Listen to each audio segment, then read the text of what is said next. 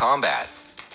For all of the compliments that video games receive for the graphics, presentation, story, and sound design, the core gameplay is what keeps us coming back. To that end, some games handle the basic combat loop better than others, as we come back again and again for our fill of the action. Let's take a look at 15 games with addictive combat and what makes them unique. Guilty Gear series. Arc System Works had more of a niche following with the Guilty Gear series. However, over the years, the combat's complexity and outright insanity has attracted more players. For example, Guilty Gear Xrd utilizes a number of basic commands like punching, kicking, slashing, and heavy slashing.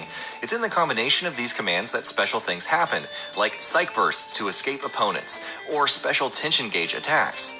Along with a crazy story mode, Guilty Gear Xrd further incentivizes survival mode with MOM, offering a almost RPG-like progression system and leveling. Though tough to ultimately master, Guilty Gear's combat shouldn't be missed. Monster Hunter World. Non-Monster Hunter players may find the combat cumbersome and difficult to really enjoy, and that's okay, we've all been there. In truth, Monster Hunter boasts some of the deepest hack-and-slash gameplay out there, with its numerous weapon types, each with their own nuances to master. Monster Hunter World expands on this further. There's this satisfying feedback to scoring KO hits with the hammer, hitting that level 2 element discharge with the charge blade, or wrecking shop with the insect glaive. Coupled with the dynamic nature of fights and diverse build options, there's always a reason to come back. Diablo 3. Though Diablo 3 was pretty much borked upon release, it was the release of Reaper of Souls on consoles that gave new life to its combat. The overall responsiveness and speed was impressive, whether cascading through waves of foes as the Demon Hunter or shield bashing them with the Crusader. Killstreak bonuses, which brought increased XP, double damage orbs, and shrines for additional buffs further fed into the satisfying combat loop. Loot changes, the introduction of torment difficulties, crazy legendaries, the Paragon system, and adventure mode would see Diablo 3 entertain our action RPG desires for years. God of War PS4.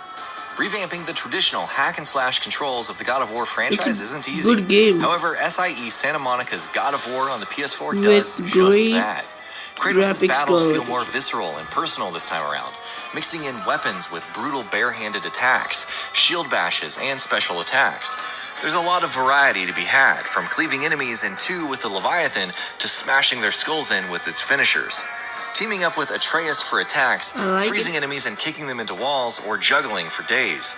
God of War presents so many amazing options for combat. Ninja Gaiden. Remember the old days when Ninja Gaiden was synonymous with hardcore difficulty?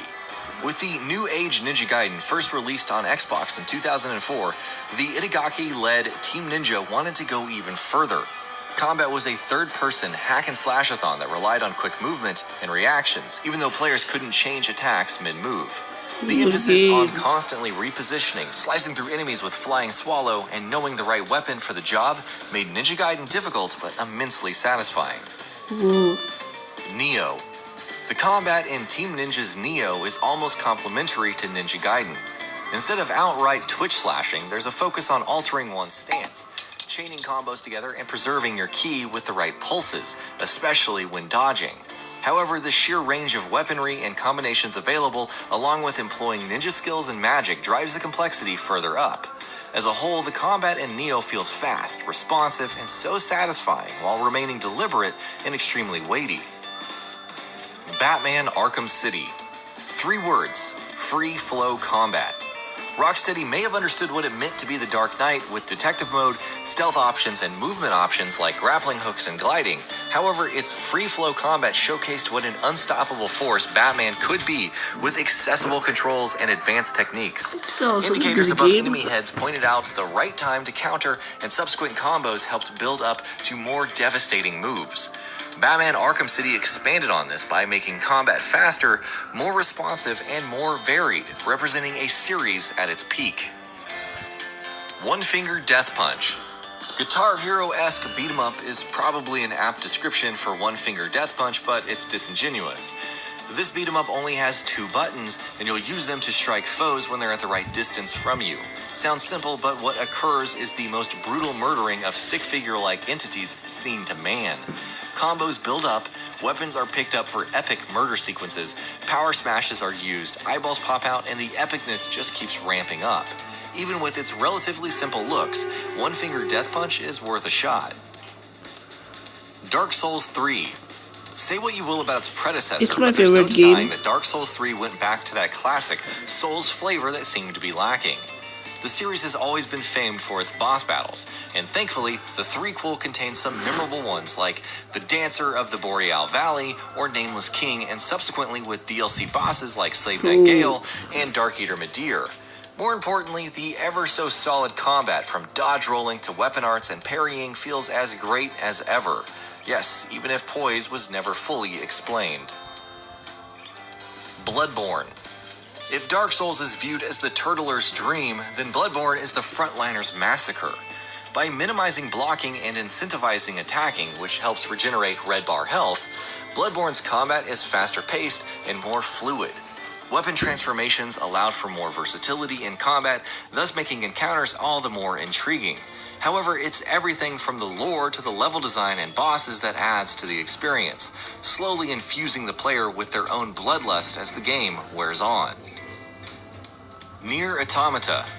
Platinum Games' combat systems have always been considered top tier, and while Nier Automata doesn't reinvent the wheel, it does polish it incredibly well. Leaving aside the combination of bullet hell shooting and dodging, Nier Automata's weapon selection and movement feeds the urge to be aggressive. The plug-in chip modifications also allow for a great deal of freedom, encouraging OP builds like Infinite Berserk A2 with Phoenix Dagger and Offensive Heal. The addition of Perfect Evade, which slows down time after dodging enemy attacks at the right moment, and various enemy types lead to this brutal ballet of combat as every battle feels fun to play. Metal Gear Rising Revengeance. On the surface, Metal Gear Rising Revengeance seems like your average Platinum Games style light attack, heavy attack game. Of course, you then realize the magic of parrying and eventually blade mode. The latter allows you to create openings to slice off individual limbs or entire enemies into bits in slow motion. Thus does the game become an experience of hacking and slashing away, waiting for that right parry and activating blade mode to dismember someone before grabbing their cores for health. The boss battles fit into this dynamic excellently, challenging you to learn individual mechanics to chop up individual pieces, master vertical slices, and cut through shields, and so on. Black Desert Online. Yes, Black Desert Online has a ton of grinding and some rather unsavory microtransactions, but how about that combat? Black Desert Online does away with the many traditional MMO mechanics like tab targeting, telegraphs, and more, challenging the player to a pseudo third-person hack-and-slash style game. Rather than tying different abilities to number keys, the combat system binds them to your movement. For instance, sprinting and then attacking performs a lunging attack. Each class is immensely satisfying to play as you dodge past attacks and wreck entire waves of enemies. Black Desert isn't perfect, or amazing for that matter, but the combat is definitely in a league of its own. Dragon Ball FighterZ. If Guilty Gear was the fighting game franchise that non-fighting game fans failed to grasp, then Dragon Ball FighterZ went the other way. Its combos can be immediately picked up and easy to pull off with a single button. Supers, teleports, and team-up abilities are also heavily encouraged in matches. However, as with Guilty Gear, it's mastering mechanics like Sparkling Blast, juggling enemies with tag team supers, dragon rushing in midair at the right time to continue combos, and so on, that the game's depth really shines. Still, with quick, brutal combat and an awesome art style, Dragon Ball FighterZ will immediately sink its claws into you. Sleeping Dogs. Dismissed at first as a Batman Arkham City clone, the combat in Sleeping Dogs offers so much more. Leaving aside the ability to engage in shootouts, including the best simultaneous driving and shooting mechanism in any game ever, the melee combat is very diverse. Different combos can be mastered, but using different moves and taking advantage of your environment by smashing enemies into walls, hanging them with chandeliers, or shredding their faces with a fan is also an option. Throw in weapon play and a nice balance between countering and comboing, and Sleeping Dogs practically begs